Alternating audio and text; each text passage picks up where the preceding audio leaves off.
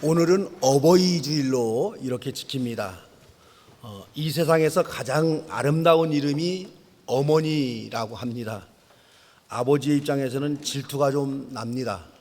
하지만 저 역시도 어머니 하면은 목이 메이고 눈가에 이슬이 맺힙니다. 어머니날로 시작된 5월 8일은 어버이날로 발전되어 지금까지 지켜오고 있습니다. 교회는 5월 둘째 주일을 어버이 주일로 정하고 지킵니다. 유대인들은 하나님이 너무 바쁘셔서 어머니를 주셨다, 이렇게 말합니다. 그래서 하나님 사랑과 어버이 사랑은 하나입니다. 오늘은 하나님의 사랑과 어버이 사랑을 살펴보면서 함께 은혜를 나누어 봅니다. 오늘 읽은 신약의 요한일서는 하나님의 사랑, 본질이 사랑이다, 이렇게 보았습니다. 하나님은 사랑이시다, 이렇게 요한일서는 단언합니다.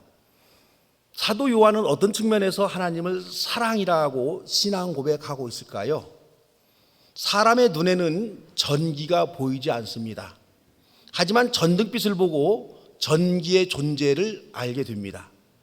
기계가 돌아가는 에너지를 보고 전기가 흐르고 있다는 사실을 알 수가 있습니다. 사람의 눈에도 하나님이 보이지 않습니다.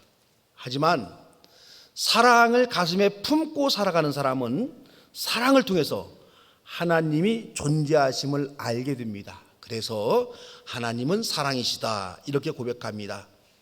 하나님의 본질이 사랑이다라고는 근거를 몇 가지 한번 생각해 보았습니다. 첫째는 하나님이 세상을 창조하셨다, 이 신앙 고백에 담겨 있습니다. 하나님이 왜 세상을 만드셨을까요? 이 세상의 역사가 시작된 이래 세상은 불의와 폭력과 파괴와 살상이 끊이지 않았습니다. 오죽해 하나님이 세상을 만드신 것을 후회한다, 이렇게까지 말했을까요? 하나님은 왜 이렇게 골치 아픈 세상을 만들어서 하나님도 가슴이 쓰리고 병든 세상을 살아가는 우리도 힘이 들도록 그렇게 했을까요? 하나님이 세상을 만들지 아니했으면 이도저도 아니지만 하나님도 우리도 마음만은 편할 수 있는 거 아닌가, 이런 엉뚱한 생각을 해보기도 합니다. 자식을 낳아서 키워본 어버이는 하나님이 세상을 창조한 그 마음을 알게 됩니다. 자식들이 속을 썩일 때는 하나님과 똑같이 저 자식 저 괜히 낳네, 무자식이 상팔자야, 이렇게 혼자 중얼거리기도 합니다. 하지만 어버이들은 애 듣는 데서는 그런 말을 절대 안 합니다. 아이가 여러분 무슨 죄예요? 낳을 때는 부부끼리 좋아서 애 낳고 애가 좀 속상하게 하니까 괜히 낳았다 푸념하는 것은 말이 되지 않습니다. 어버이는 속이 썩어도 그래서 내 속으로 난 자식이니 내가 참아야지, 이럽니다. 마음이 좀 아파도 자식은 사랑의 열매입니다. 부모의 입장에서는 자식이 말 안 들어도 예쁘고 사랑스럽기만 합니다. 이와 같이 하나님도 세상이 속을 썩여도 세상을 여전히 사랑하십니다. 사랑은 혼자 할 수 없습니다. 사랑은 대상이 필요해요. 하나님이 세상을 창조한 것은 사랑이신 하나님이 사랑할 대상이 반드시 필요로 했기 때문입니다. 하나님은 사랑의 대상으로 온 우주를 창조하셨습니다. 예전에는 하나님이 사랑의 대상으로 인간을 창조하셨다, 이런 좁은 신학을 가지고 있었습니다. 하나님은 우주를 창조할 수밖에 없었습니다. 사랑을 주고받을 대상이 꼭 필요했기 때문입니다. 하나님이 이 우주 만물을 창조하신 것은 파괴하고 저주하기 위해서, 심판하기 위해서 우주를 창조한 것이 아닙니다. 축복하고 사랑하기 위해서 창조하셨습니다. 이런 신학의 근거에서 하나님은 사랑이다, 이렇게 이제 요한 일서는 말하고 있습니다. 두 번째로 하나님의 본질이 사랑임을 드러낸 증거는 영원한 생명, 부활의 생명에 있다라고 그렇게 저는 생각해 보았습니다. 인간은 이 세상의 삶이 다가 아니고 내세가 있습니다. 만일 하나님이 사랑의 창조주가 아니고 그저 기계적인 창조주에 불과하다면 인간은 그 짧은 일생을 끝내고는 영원한 죽음에 머물게 될 것입니다. 요즘에는 100세 시대다, 그리 말하죠. 100년을 산다고 한들 지나긴 우주의 역사, 인류의 역사에 비하면 이 100년이라는 시간도 그저 점 하나의 순간에 불과합니다. 인생이 여러분 이렇게 보면 참 허무하죠. 우주의 기나긴 역사에 비해서 겨우 100년도 못 살고 우주에서 사라지는 인간은 너무 허탈하게 비춰집니다. 차라리 짐승으로 태어나서 아무것도 모르고 살다가 영원히 사라지는 편이 더 나을지도 모릅니다. 그러나 하나님은 기계적인 창조주가 여러분 아닙니다. 우리 인간을 사랑할 목적으로 창조하신 사랑의 창조주이십니다. 단순한 피조물로 우리를 창조한 것이 아니라 사랑의 대상으로 우리를 창조하셨습니다. 이 때문에 우리의 생명은 죽었다고 해서 이 우주에 사라지는 것이 아닙니다. 우리가 새로운 생명체로 다시 태어나도록 사랑의 하나님은 역사하십니다. 하나님은 저와 여러분을 장난감으로 만들지 않으셨습니다. 아이들은 아무리 비싼 장난감도 고장이 나면 어때요? 버려버리잖아요. 버려. 아무리 좋은 장난감이라 하더라도 지루하고 실증 나면 창고에 처박아두고 다시는 찾지 않습니다. 장난감은 장난감이지 사랑의 대상이 아닙니다. 하나님은 인간을 창조한 후 시간이 지나서 실증이 나면 버려버리는 그런 장난의 대상으로 인간을 창조하지 않으셨습니다. 하나님이 인간을 사랑의 대상으로 창조하셨기에 우리의 생명은 이 세상에서 끝난다 해도 우주에서 사라지는 게 아닙니다. 하나님은 우리의 생명과 삶이 영원하도록 재조정하십니다. 인간에게 영원한 생명을 허락하시고 영원토록 우주의 한편에서 하나님과 더불어 살아갈 수 있도록 인간을 창조하신 겁니다. 인간의 생명은 한 세상 살고 버려지는 장난감의 운명이 아닙니다. 사랑의 하나님과 함께 영원토록 사랑을 누리며 존재하는 영원한 생명이 저와 여러분입니다. 세 번째, 하나님의 본질이 사랑이심을 증거하는 근거가 십자가라고 저는 봅니다. 하나님이 율법과 공의만 머물렀다면 인간의 죄에 대해서 하나님은 방치하셨을 것입니다. 죄 지은 대로 인간을 처벌하면 하나님도 간단했습니다. 도덕률을 적용하고 율법을 적용해서 죄를 범한 사람은 엄벌에 처하고 율법을 지키며 정의롭게 산 사람은 영생에 들어가도록 냉혹하게 판결한다면 이건 하나님 참 쉬운 일인 겁니다. 그러나 하나님은 사랑이십니다. 하나님은 죄로 인해 영원히 죽어가는 인간들을 그대로 두고 볼 수만은 없었습니다. 여러분, 어버이는요, 자식이 몹쓸병에 걸려 죽어가면 그 생명을 살리기 위해서 무엇이라고 해보려고 몸부림치는 게 어버이입니다. 나는 내 인생, 자식은 자식 인생. 어버이는 이게 안 돼요. 왜요? 사랑하니까요. 사랑의 하나님도 죽어가는 인간을 위해서 몸부림칠 수밖에 없습니다. 왜요? 사랑하니까요. 그래서 하나님은 자신이 직접 인간의 죄를 대신해서 희생 제물이 주셨습니다. 자신의 몸을 희생함으로써 인간에게 구원의 길을 열어주셨습니다. 인간을 구속하기 위해서 이 땅에 희생 제물로 오신 예수님을 보고서 우리는 하나님이 사랑이다, 이 사실을 깨닫고 고백할 수가 있습니다. 오늘 읽은 요한일서 4장 7절에 보면은 사랑하는 여러분 서로 사랑합시다, 그렇게 말하고 있습니다. 서로 사랑하는 것이 여러분 쉬울까요? 힘들까요? 만일 본문에서 누군가를 지목해서 서로 사랑합시다 했다면 문제는 좀 쉬웠을 것입니다. 예를 들면 부부끼리 서로 사랑합시다, 이거 여러분 얼마든지 가능하잖아요. 형제끼리 서로 사랑합시다, 이거 얼마든지 가능하잖아요. 친구끼리 서로 사랑합시다, 성도들끼리 서로 사랑합시다. 그렇게 말했다면 여러분 이 말은 실천하기가 훨씬 쉽습니다. 그런데 오늘 본문에는 누군가를 대상으로 하지 않고 그냥 서로 사랑합시다, 그렇게 말하고 있습니다. 그렇다면 불특정 사람들끼리도 서로 사랑하라, 이런 말이 됩니다. 불특정한 사람들끼리 서로 사랑하는 일이 여러분 대단히 어려운 일입니다. 이 불특정한 사람들을 좀 분석해 보면은요, 나와 상관이 없는 사람들, 다른 지역의 사람들, 다른 문화를 가진 사람들, 다른 피부를 가진 사람들, 다른 사상을 가진 사람들, 나에게 손해를 끼친 사람들, 이런 사람들도 포함이 됩니다. 특히 유대인들은 이방민족과 사랑하며 살아가는 것, 이건 절대 있을 수 없는 일이죠. 왜 다른 사람들과 사랑하며 살아가는 게 여러분 어려울까요? 왜 처음 본 사람들과 사랑하며 살아가는 것, 그것이 여러분 힘이 듭니까? 사랑은 반드시 희생을 동반하기 때문입니다.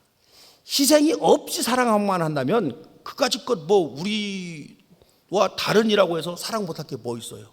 따뜻한 말로 위로해주고 필요한 것 가르쳐주고 기회가 되면 시간 내서 함께 놀아주고 다정하게 대하는 것은요, 조금만 크게 생각하면 못할 것도 없습니다. 하지만 그것은 사랑이 아닙니다. 사랑은 반드시 희생이 들어가야 사랑입니다. 희생 없는 사랑은 형식이고 유선이지 그걸 사랑이라고 포장할 수는 없습니다. 그래서 오늘 우리가 읽은 본문에서 제가 이 사랑 대신에 희생이란 단어를 넣어서 한번 좀 기록해 보았습니다. 뜻이 정확하게 통하는데요. 화면을 한번 봅니다. 화면 한번 볼까요? 화면 한번 좀 띄워주시겠어요? 예, 가로는 여러분 읽지 말고 그냥 쭉 한번 읽어봅니다. 같이 한번 읽습니다. 사랑하는 여러분, 서로 희생합시다. 희생은 하나님에게서 난 것입니다. 희생하는 사람은 다 하나님께로 났고 하나님을 압니다. 희생하지 않는 사람은 하나님을 알지 못합니다. 하나님은 희생이시기 때문입니다.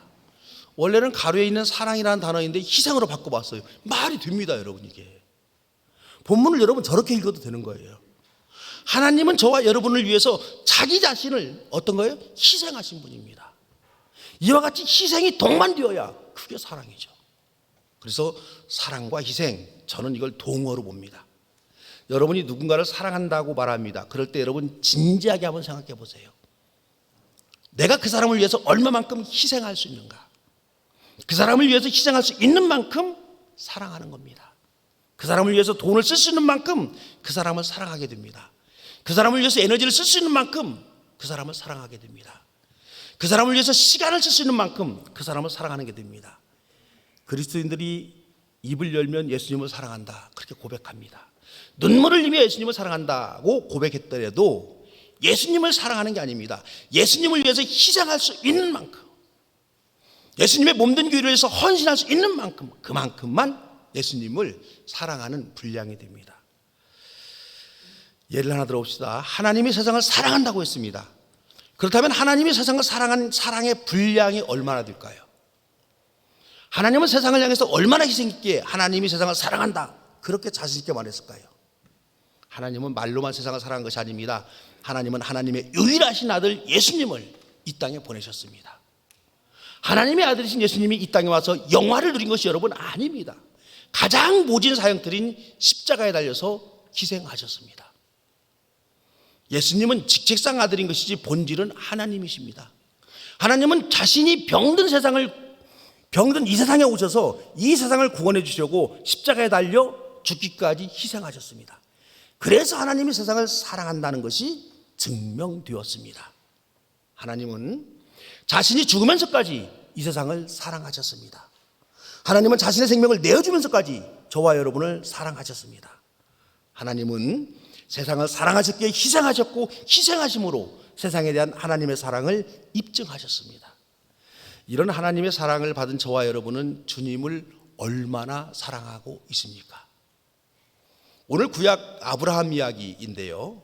아브라함이 하나님을 얼마나 사랑하는지를 잘 표현하고 있습니다. 구약 본문에서 하나님의 요구는 아브라함이 백세에 난 아들 이삭을 제물로 바치라 이런 겁니다. 마치 인류를 위해서 하나님은 내가 자신의 아들을 희생시킬 계획이 있다, 이것을 미리 아브라함에게 알려준 듯합니다. 아브라함 자신의 생명보다도 더 귀중히 여기는 아들을 바치라고 하나님이 요구하셨습니다. 하나님의 희생 요청에 아브라함은 아무 불평도 없이 이삭을 희생 제물로 바치기로 결단합니다. 백세에 난 아들을 바치라는 하나님의 요구는 문자대로 그 사건이 일어났을 것으로 보기보다는 아브라함이 하나님을 얼마나 사랑했는지를 설명하는 비유로 보는 게 좋겠다, 이렇게 생각이 듭니다. 믿음의 조상 아브라함은 하나님을 위해서 자신을 희생할 수도 있었습니다. 더 나가서 할 수만 있다면 자신의 생명 이상으로 하나님을 위해서 희생할 수 있었습니다.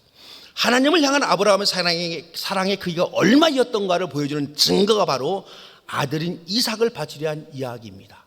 그래서 이 일화는 아브라함은 하나님을 사랑하였고 자신의 생명을 희생할 만큼 하나님을 사랑하였고 아브라함은 자신의 생명 그 이상으로 하나님을 사랑하셨다, 이런 신앙 고백이 여러분 담겨 있습니다. 이 세상의 모든 어버이들은 자녀들을 위해서 희생합니다. 어버이들이 자녀들을 위해 온몸을 희생할 수 있는 이유는 자녀들을 사랑하기 때문입니다. 어버이들은 자녀들을 사랑하는 만큼 사랑하는 자녀들에게 파먹힙니다. 어버이들은 자신의 살과 피를 자녀들에게 아낌없이 내어줍니다. 왜요? 사랑하니까요. 사랑하니까 희생할 수 있습니다. 어버이의 사랑이 우리들 마음을 아리게 하는 것은 어버이의 사랑에는 반드시 어버이의 희생이 동반되기 때문입니다. 그래서 철이 들면은 이렇게 어버이가 말로만 사랑하는 것이 아니라 희생함으로 사랑했기에 가슴이 아린 겁니다. 저와 여러분의 어버이는 어떻게 사랑하셨습니까? 우리 각자 어버이에 대한 기억이 다를 것입니다. 어버이가 자녀들을 어떻게 사랑했는지 이번에는 제가 아버지에 대한 시 한 편을 한번 좀 준비해 봤습니다. 이채라는 시인이 쓴 아버지의 눈물이라는 시인데요. 제가 시를 읽을 때 그 화면으로 한번 좀 이렇게 띄워주시기 부탁합니다. 남자로 태어나 한평생 멋지게 살고 싶었다. 옳은 것은 옳다고 말하고 그른 것은 그르다고 말하며 떳떳하게 정의롭게 사나이답게 보란듯이 살고 싶었다. 남자보다 강한 것이 아버지라 했던가. 나 하나만을 의지하며 살아온 아내와 눈에 넣어도 아프지 않을 자식을 위해 나쁜 것을 나쁘다고 말하지 못하고 아닌 것을 아니라고 말하지 못하는 것이 세상살이더라. 오늘이 어제와 같을지라도 내일이 오늘보다 나으리란 희망으로 하루를 걸어온 길 끝에서 피곤한 밤손님을 비추는 달빛 아래 힘없이 걷는 발걸음 소리, 쓴 소주잔을 기울이며 소주보다 더 쓴 것이 인생이더라. 번번한 옷 한 벌 없어도 번듯한 집 한 채 없어도 내 몸 같은 아내와 금쪽 같은 자식을 위해 이 한 몸 던질 각오로 살아온 세월, 애당초 사치스런 자존심을 버린 지 오래구나. 하늘을 보면 생각이 많고 땅을 보면 마음이 복잡한 것은 누가 건네준 짐도 아니건만 바위보다 무겁다 한들 내려놓을 수 없는, 힘들다 한들 할 수도 없는 짐을 진 까닭이다. 그래서 아버지는 울어도 소리가 없고 소리가 없으니 목이 맬 수밖에. 용기를 잃은 것도 열정이 사라진 것도 아니건만 쉬운 일보다 어려운 일이 더 많아 살아가는 일은 버겁고 무엇 하나 만만치 않아도 책임이라는 말로 인내를 배우고 도리라는 말로 노릇을 다할 뿐이다. 그래서 아버지는 울어도 눈물이 없고 눈물이 없으니 가슴으로 운다. 아버지가 되어본 사람은 안다. 아버지는 고달프고 고독한 사람이라는 것을. 아버지는 가정을 지키는 수호신이기에 가족들 보는 앞에서 약해서도 울어서도 안 된다는 것을. 그래서 아버지는 혼자서 운다. 아무도 몰래 혼자서 운다. 하늘만 알고 아버지만 아는. 이제 우리 한번 생각해 봅시다. 어버이는 그렇게 우리를 사랑하셨고 희생하셨습니다. 그렇다면 우리는 어버이를 위해서 얼마나 섬기고 있습니까? 우리는 어버이를 사랑한다고 말을 합니다. 하지만 자식들에게 주는 사랑의 3분의 1이라마 어버이를 위해 희생하고 있는지 때때로 우리 자신들을 뒤돌아볼 필요가 있습니다. 어버이를 위한 희생이 없는 어버이 사랑은 이게 말로만 하는 유선적 사랑이 됩니다. 언제나 인간이 사랑하는 사회에서는요, 사랑이라는 단어가 단무합니다. 노래도 온통 사랑에 대한 노래들로 가득 차 있고 드라마도 사랑을 주제로 한 드라마가 언제나 넘쳐납니다.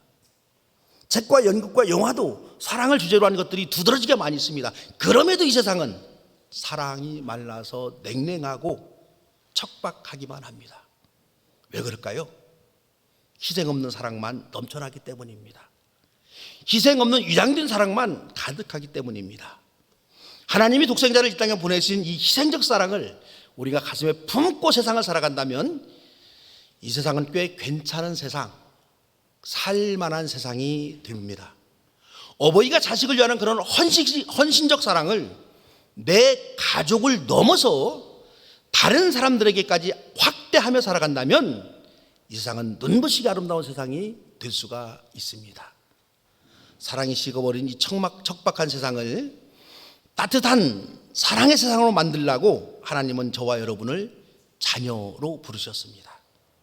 주님을 향한 헌신적 사랑, 교회를 향한 헌신적 사랑, 가정을 향한 헌신적 사랑이 그 어느 때보다도 절실히 요구되는 이 시기를 우리가 살아가고 있습니다. 우리 가슴에 예수 그리스도의 뜨거운 희생적 사랑을 가지고 메마른 세상을 사랑의 동산으로 변화시켜 나가는 저와 여러분 되시기를 주의 이름으로 축원합니다. 기도합니다. 우리 주님, 예전에는 모든 것이 아름답기만 하고 사랑스럽기만 했습니다. 세월이 흐르면서 우리의 가슴이 어느덧 사랑이 자꾸만 사라지고 척박함만이 우리 가슴을 메우고 있습니다. 우리 주님, 주님께서 우리를 사랑한 그 사랑을, 우리들의 어버이들이 우리를 사랑한 그 사랑을 우리도 언제든지 가슴속에 뜨겁게 간직하며 살아갈 수 있도록 돌보시고 인도해 주시옵소서. 예수님의 이름으로 기도드리옵나이다.